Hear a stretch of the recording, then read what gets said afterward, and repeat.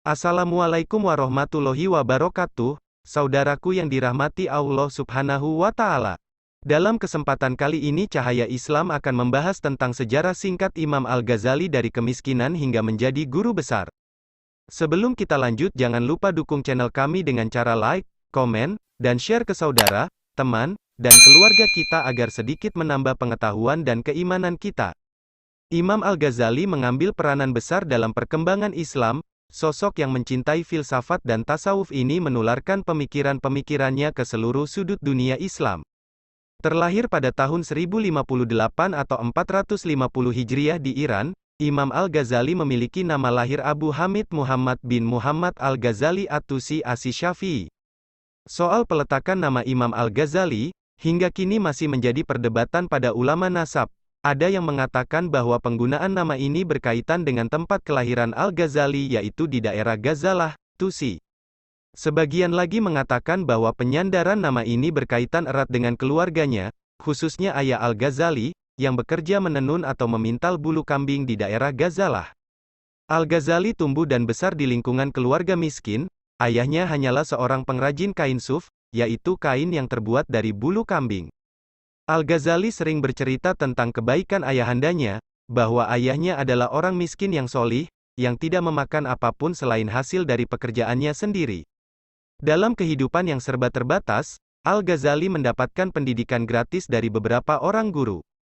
Dari sekolah gratis tersebut, Al-Ghazali bisa fasih berbahasa Arab dan juga Parsi. Dari modal kemampuan membaca inilah, Al-Ghazali melahap berbagai ilmu yang menarik minat dan perhatiannya. Dari ilmu usuluddin, ilmu mantik, ilmu filsafat, ilmu fikih, juga mempelajari 4 mazhab hingga ia menguasai keseluruhannya.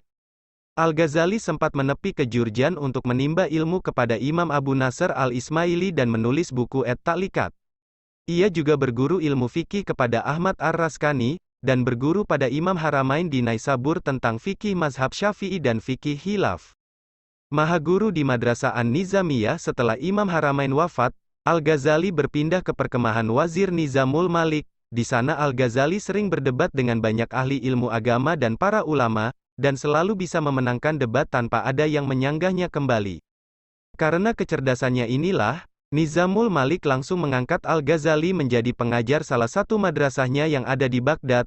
Tepat di tahun 484 Hijriah itu, Al-Ghazali resmi hijrah ke Baghdad untuk menjadi pengajar Madrasah An-Nizamiyah. Madrasah ini adalah universitas yang didirikan oleh Perdana Menteri Baghdad pada tahun 484 Hijriah.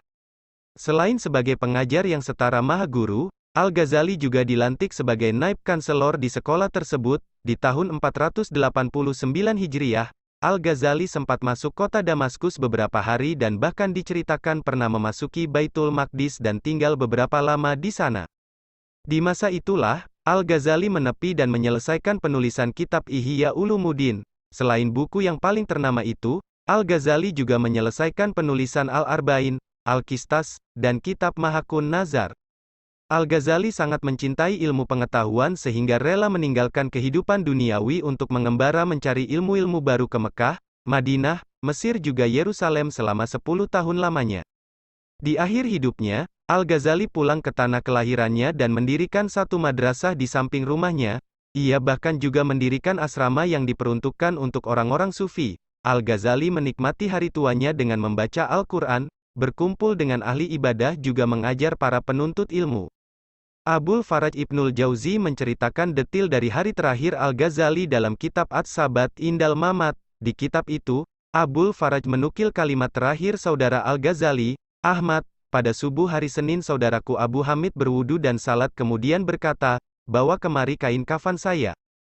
Kemudian Al-Ghazali mengambil dan mencium kain kafan itu sembari berkata, saya patuh dan taat untuk menemui malaikat maut. Al-Ghazali lantas meluruskan kakinya dan menghadap kiblat. Dikatakan di kitab tersebut, sebelum langit menguning di tahun 1111 itu, Al-Ghazali pergi menghadapi Sang Khalik. Wallahualam bissawab, terima kasih telah menonton. Semoga videonya bermanfaat dan menambah keimanan kita. Jangan lupa subscribe dan tekan loncengnya supaya dapat notifikasi video bermanfaat lainnya. Wassalamualaikum warahmatullahi wabarakatuh.